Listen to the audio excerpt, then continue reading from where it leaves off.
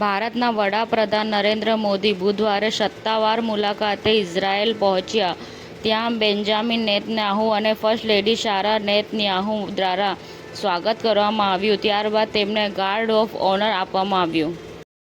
આરએસએસના વડા મોહન ભાગવતે કહ્યું કે અનામત દ્વારા સમૃદ્ધ બનેલા લોકો હવે સ્વેચ્છાએ તેના લાભો છોડી રહ્યા છે. વાવ-થરાદ જિલ્લામાં સ્વદેશી મેળાનો શુભ શરૂઆત. જિલ્લા કલેક્ટરે લોકલ ફોર વોકલ અભિયાનને પ્રોત્સાહન આપ્યું.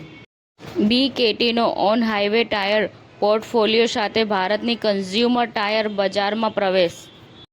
શામળાજી યાત્રાધામના અટકેલા વિકાસ અને વિસ્થાપિતોના પુનર્વસન મુદ્દે કોંગ્રેસની ધારદાર રજૂઆત. અરવલ્લી જિલ્લા જળ અને સ્વચ્છતા સમિતિની બેઠક કલેક્ટર શ્રી પ્રશસ્તિ પરીખના અધ્યક્ષસ્થાને યોજાઈ.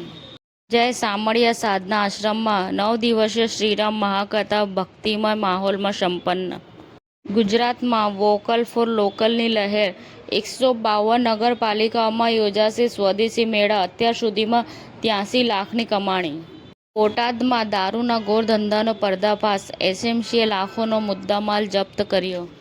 ગાંધીનગર કોર્ટનો કડક ચુકાદો. રખિયાલ દુષ્કર્મ અને લૂંટ કેસમાં આરોપીને 10 વર્ષની સખત કેદ.